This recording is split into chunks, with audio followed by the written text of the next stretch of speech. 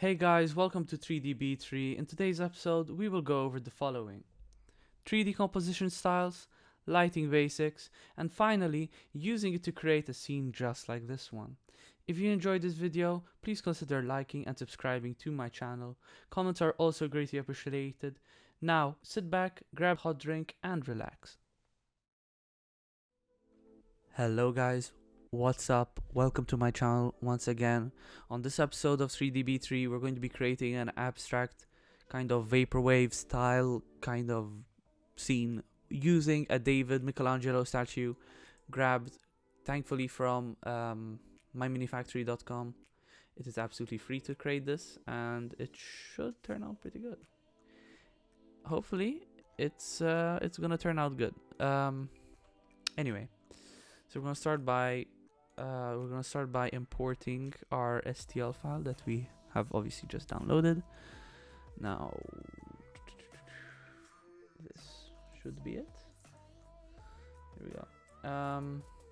Import STL. It might take some time. Don't worry about it. There you go. And it's massive because sometimes I don't know why it imports like that. But I guess we're gonna start with deleting our default cube, our light, and our camera. I guess we can keep it. That doesn't really affect the scene. We're gonna shrink it down to like a semi-manageable size. Yeah. And what we're gonna create is a zoom in of his face. We're gonna see. We can create a little kind of this, and this is a really useful keybind, especially for people who are doing like framing and stuff. If you hold Control, press Alt, and then 0 on your number pad, it sets your camera to your active scene. So then you can just grab your camera, use your usual keybinds to move your camera. So I guess that looks pretty good. For now, we're gonna make the background completely black by pressing on the world section. And obviously, we're gonna go back to this view so we can actually see what we're doing. And this is really like a very abstract kind of thing. So if you're gonna do this, you have to have a kind of art style in mind. So if I render this, it's just black right now.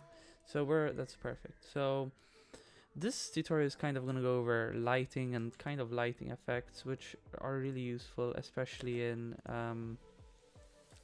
3D modeling. Lighting is what makes a difference in your scene. It's what really affects everything, and what really makes your scene come together. And it really is really important.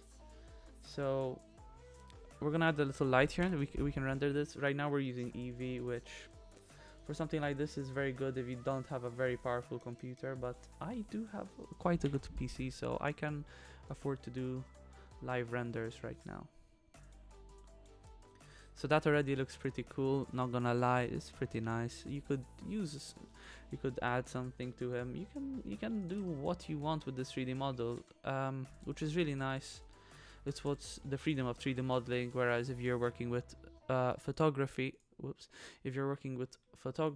or like with more physical means, you cannot really manipulate your items that are in your composition. So you can only bring items in, but you cannot like actually change items. So we do another quick live render. So this looks pretty cool already. You're getting a kind of how can I put it? A kind of dramatic shot of David's face, portrayed by Michelangelo. This is pretty cool already. You can hop into Photoshop, remove the black, quickly throw in a nice background, do what you want with it. But I'm gonna experiment a little. We can experiment a little. We can do some interesting effects, and obviously we're going to go to sculpting, and we're gonna quickly throw a quick effect on here. Basically, the problem is with this, it's quite low poly. So we need to obviously smooth this out. And why is there no?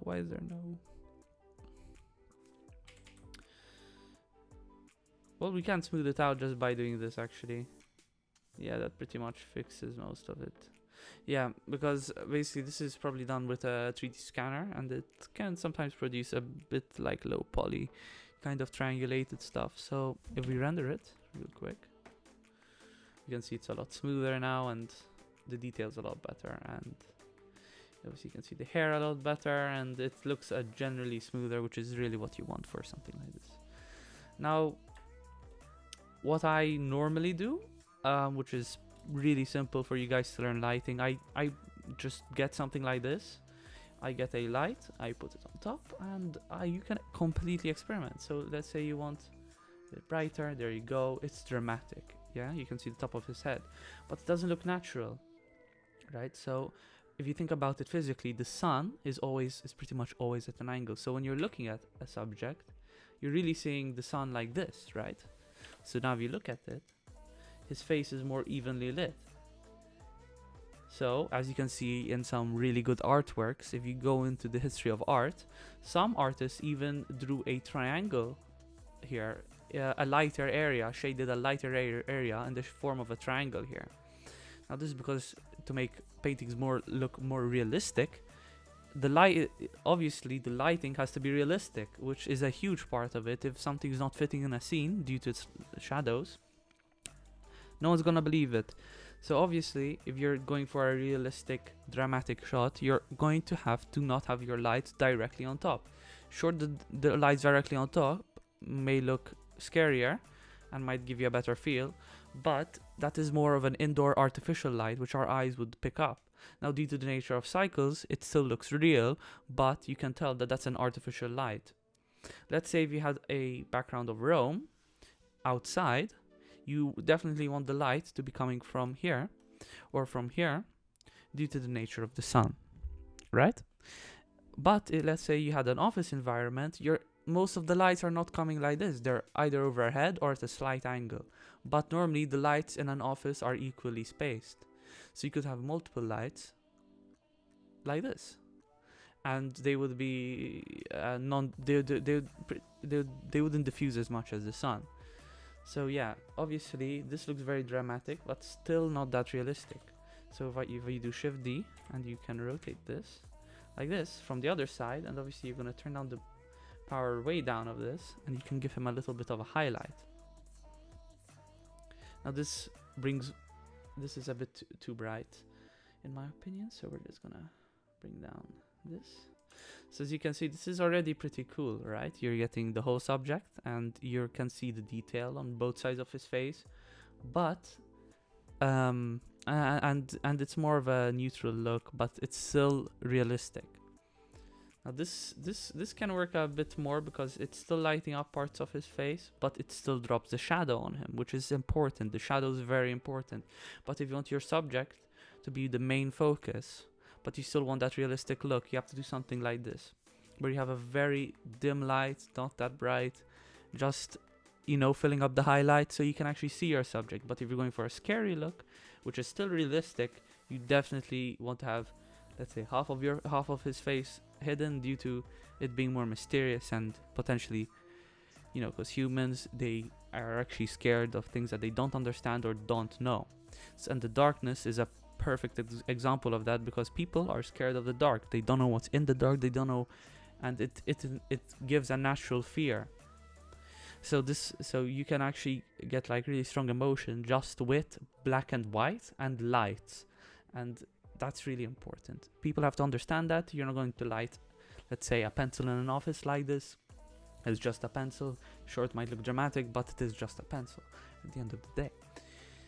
So right now we're doing something quite dramatic. It's looking dramatic. You can even add a hint of color. Let's say this color might look interesting. You can, especially for a vaporwave look. See, it doesn't look as bright, which is also more dramatic, and it can add a tone, and tones are very important to give a theme. If you make this tone blue, like a light blue like this, it will look very like he's outside. Well, if you have everything lit up like that, and if it's lighter, but you can make it look really realistic like this, which is, you know, useful, especially if you are doing an outside shot. So what we're going to do something a little bit interesting. We're going to do red, and we're going to do like a really hot pink. So now we look at this. There you go. You have a very interesting shot, and oh, this is not centered. And you can add vaporwave aspects to this, making it a really nice shot, and potentially a shot used on a cover, used on something. And you can apply this theory of lights. You can really, I'm just explaining it simply, but you can really explain it. You can really, there's a real lot of depth to this. So if I put my object here, it's just easy for me. And let's say you want to add a vaporwave kind of, what they do a lot is they either do a tear coming from the eye, because I don't know, that's like a symbol of like, it's, I guess, like kind of reminiscing, but like it's very interesting. This is kind of like the history of modern art and stuff. So it's, so here we go. And if I just quickly do a rotate, if we do a kind of X pattern like this, go to object mode, use object mode 3 by hitting 3. Hopefully you're quite acquainted with the Blender controls. There we go. So here we have like a kind of an X. It's not really looking that great, but you get the point. You can add any vaporwave aspects to this. You can check out my previous tutorial regarding this, because my previous tutorial actually went over a lot of the stuff. Set origin to geometry, and we can RX 180, and hopefully this won't look that bad. And yeah, and you can do like an X like this, and you can have them a really interesting color, making it RX like whoops, like this.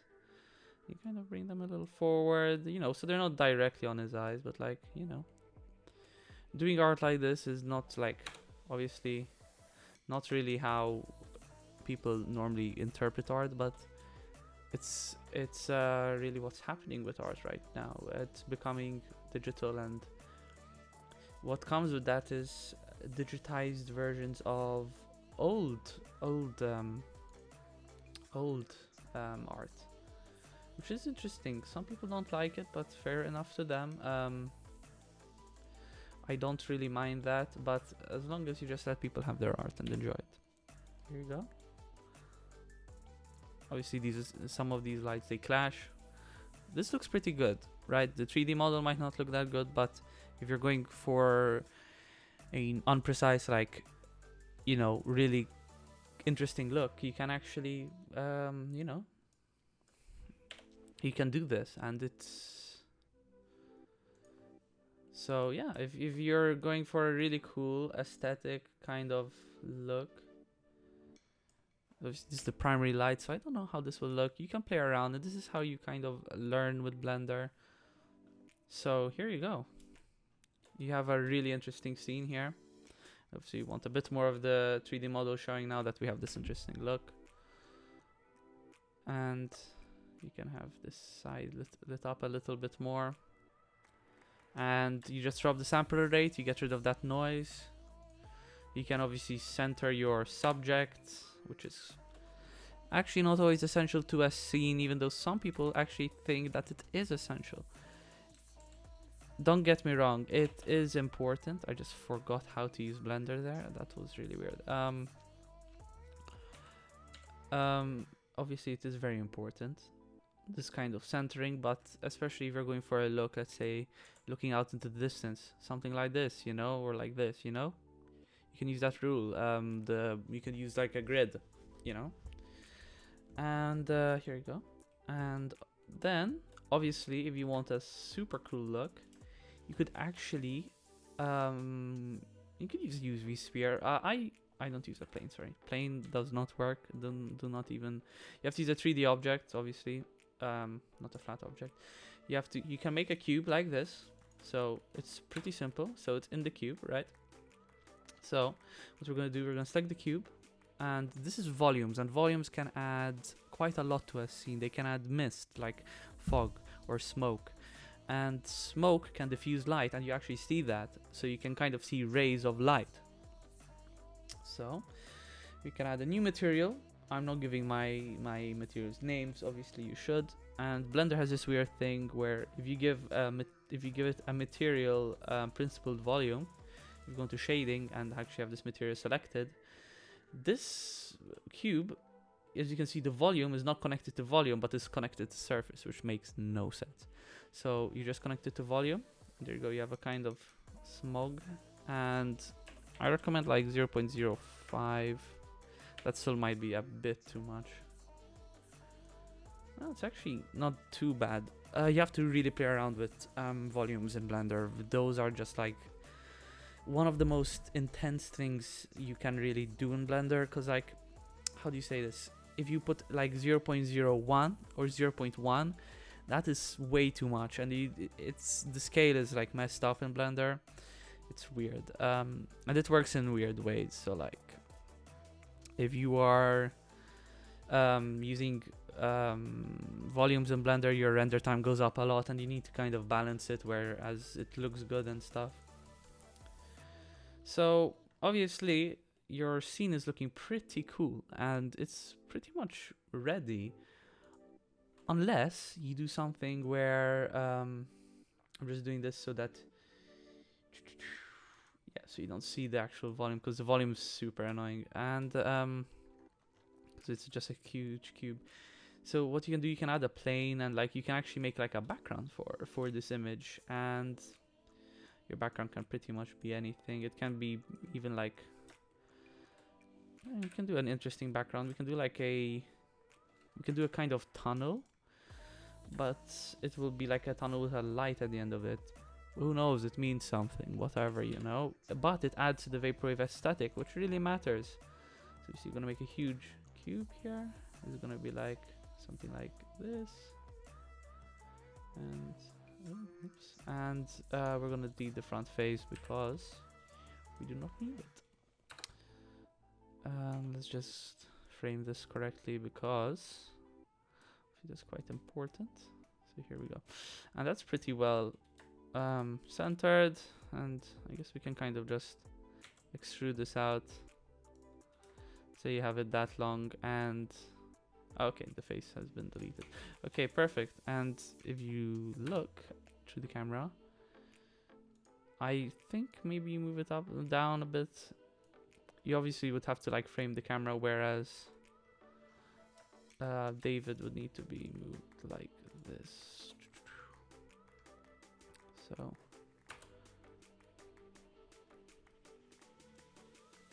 So like this, maybe like, I prefer it on the left. I don't know, maybe I'm left-handed, that's why. It's just a stupid thing. And then you can just add a simple, you could do like a vaporwave effect on this background, which I can do. Let's just do that quickly, because in my previous tutorial I actually showed that off. It was quite nice, a very simple effect. So here we go. We're just gonna add like, what, say 40 cuts to this. The first few, we could add a few cuts to this part too. Whatever, we'll do that. That's pretty good. And then obviously you want to add longitudinal cuts to your actual, longitudinal, and you can add like, what,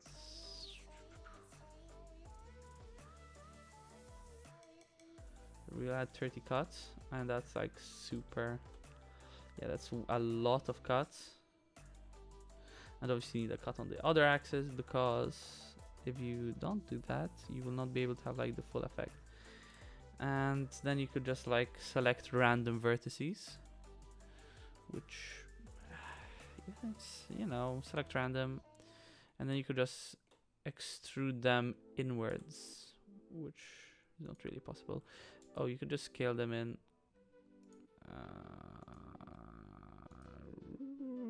Sorry. And there you go. And hopefully you do a kind of weird effect, you know, like, why not? There you go. It's just like a weird spike effect, and it can look pretty cool.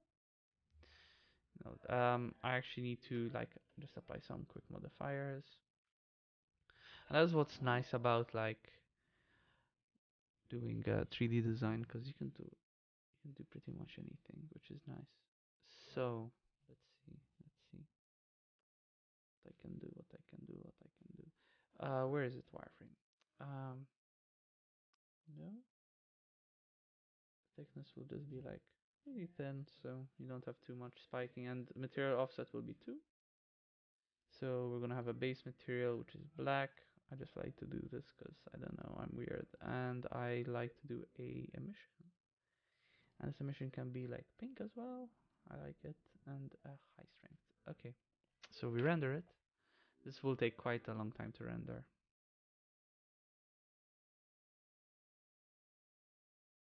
So yeah, you could do some cool stuff, but sometimes it does not turn out to look that great, which is fine. No one's gonna judge you. No one's gonna, you know, really do that much. Let's just reframe this like this. Yeah, let's see, move that a bit down. GX. Like, yeah, it will look kind of like NiCad, you know? Okay, let's see how this actually looks. Hopefully it looks pretty good. You can turn down the strength of these, so it just looks kind of in the background. It look cool anyway. And then you can render that to super high resolution, making it like look really, really cool. But yeah. So yeah, that's the basics of pretty much lighting and like framing and quite a lot of stuff actually. I forgot to move the eyes with the statue actually. Yeah, okay, whatever. We're just gonna delete this because it's just easier to do that. Let's just Control Z a bunch of stuff. There you go. And we're just gonna delete this. There you go. So we're gonna just do a quick finish render. And that will be it. That will be it. That will be it. So yeah.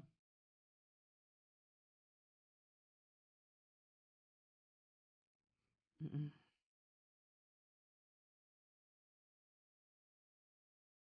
There you go. So thank you for watching. Obviously, if you enjoyed this video, if you learned literally anything from this, consider dropping a like. Consider even something more than that, subscribing. You can leave a comment if you have any problems. I will respond to them as quickly as possible, as long as I'm on this account. Hopefully more tutorials will come soon, and I'm gonna do a quick render now, and you will be able to see the actually final image which is gonna come out of this. So yeah, I might tweak some stuff, so yeah, but you can tweak some stuff too. So anyway, thank you so much for watching, and have a nice day.